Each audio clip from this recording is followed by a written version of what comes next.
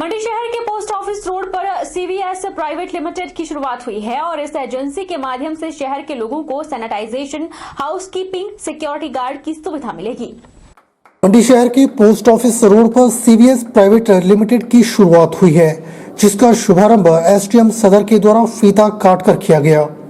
CVS services private limited की ओर से MD चंदन शर्मा ने जानकारी देते हुए बताया कि सीवीएस सर्विसेज प्राइवेट लिमिटेड लोगों को मैन पावर सर्विसेज उपलब्ध करवाएगा, जिसमें cleaning and sanitization, housekeeping, security guard जैसी सेवाएं उपलब्ध होंगी। उन्होंने बताया कि कोरोना काल में यदि कहीं भी किसी प्रकार का कोई कोविड केस आता है तो वे घर को पूरी तरह से क्लीन और सैनिटाइज करेंगे ताकि कोरोना का संक्रमण न फैले। उन्होंने कहा कि सीवीएस के माध्यम से शहर के लोगों को रोजगार की भी सुविधा मिलेगी, जिन्हें सरकार के मापदंडों के अनुसार वेतन मिलेगा। सीवीएस सर्विसेज प्राइवेट लिमिटेड से अभी मंडी में, हिमाचल में आज हमारा लॉन्च हुआ है।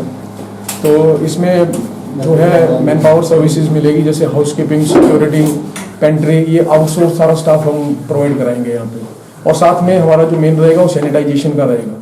अगर कहीं भी कोविड केस आता है तो घर का हम पूरा डिसइंफेक्शन करेंगे, जिसमें कि कोरोना जो है फैलने के चांस कम रहते हैं।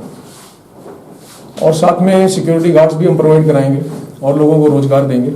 यहाँ पे यहीं के लोग लगेंगे और इस तरह से हम आगे करना चाहते हैं। ददाहू से कई करोड़ रुपए की लागत से बनने वाली उठाओ पेयजल योजना का पानी मुख्यालय नाहन पहुंचा। कई करोड़ों रुपए की लागत से बनने वाली उठाओ पेयजल योजना, जिसका फायदा जिला मुख्यालय नाहन के लिए कई हजारों की आबादी के लिए हो रहा है, जिसमें नाहन मुख्यालय के कई हजारों लोग खुश हैं। वहीं लोग चिंता में हैं क्योंकि 18 महीने में 2 बार पाइपलाइन फट चुकी है। आज ये टिक्कर खाला के समीप पाइपलाइन टूटी और इससे काफी भूमि कटाव हुआ और हमारी नकदी फसलों को भी नुकसान हुआ। आसपास में एक खड्ड है, वहाँ को ये पानी का बहाव गया तो बहुत ही खतरनाक तरीके से पाइप जब टूटती है तो एक जैसे बादल फट जाता है उस टाइप की एक प्राकृतिक आपदा सी लगती है। तो मेरा तो विभाग से यही कहना है कि इन पाइपों की देख रेख की जाए और क्योंकि किसी भी टाइम ये पाइप टूट जाए जब पानी इसमें चलता है और हमारे गांव के लोगों की नकदी फसलों को, जैसे आज की डेट में हमने गेहूं, लहसुन की खेती लगाई हुई है, उपज चली हुई है और इससे ज्यादा फसल से ज्यादा जान मान की भी हानि हो सकती है कि कोई बच्चा खाले नाले में हो, अपने मवेशी को चुराने के लिए गया हो और ये पाइप फट जाए तो जान मान की भी इसमें हानि हो सकती है। जिला सिरमौर की रेणुका के साथ लगता गांव ठक्कर गवाना में ख्यालू राम को कई वर्षों से बिजली की सुविधा नहीं मिल रही थी। खबर को प्रमुखता से दिखाया गया और अब ख्यालू राम के घर लाइट पहुंच गई है।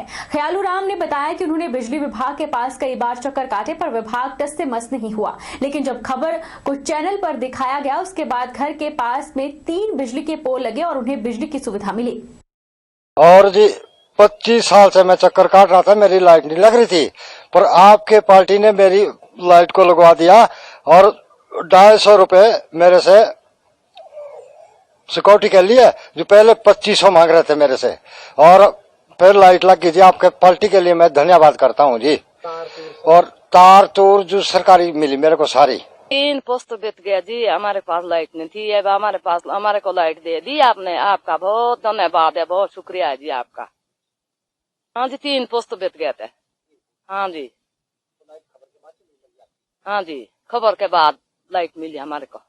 हिमाचल प्रदेश भारतीय राज्य पेंशन महासंघ की 16 निकाय ने अपना स्थापना दिवस कुनिहार में मनाया, जिसमें हिमाचल प्रदेश विद्युत बोर्ड पेंशनर्स वेलफेयर संघ के प्रदेश उपाध्यक्ष ने मुख्य अतिथि के रूप में शिरकत की। बैठक में विभिन्न विभागों और बोर्डों के प्रतिनिधियों ने भाग लिया।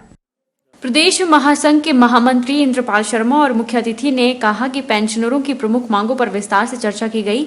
साथ ही सरकार से 65, 70, 75 वर्ष पर मिलने वाली राशि को मूल पेंशन में दिए जाने, राज्य स्तरीय सलाहकार समिति का गठन, कर्मचारियों के लिए कर्मचारी कल्याण बोर्ड बनाने, 7वें वेतनमान को केंद्रीय सरकार के आधार पर देने, पुरानी पेंशन को बहाल किए जाने की मांग की गई। उन्होंने कहा कि अगर सरकार समय रहते इन मांगों को स्वीकार नहीं करेगी तो सरकार को भारी कीमत चुकानी पड़ सकती है।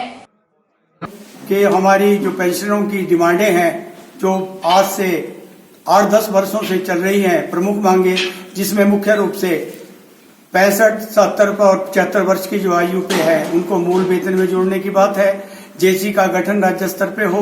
7वें वेतन आयोग की जो सिफारिशें हैं वो केंद्रीय आधार पे प्रदेश के कर्मचारियों को अविलंब दी जाए। और उसके अलावा जो सरकार ने 2002 के बाद जो सेवारत कर्मचारी हैं उनका जो पेंशन को बंद किया है, तो हम ये उसकी मांग करते हैं कि उसको पुनः बहाल किया जाए। रुकेंगे एक छोटे से ब्रेक के लिए। ब्रेक के उस पार फौरन लौटेंगे, आप बने रहिए हमारे साथ।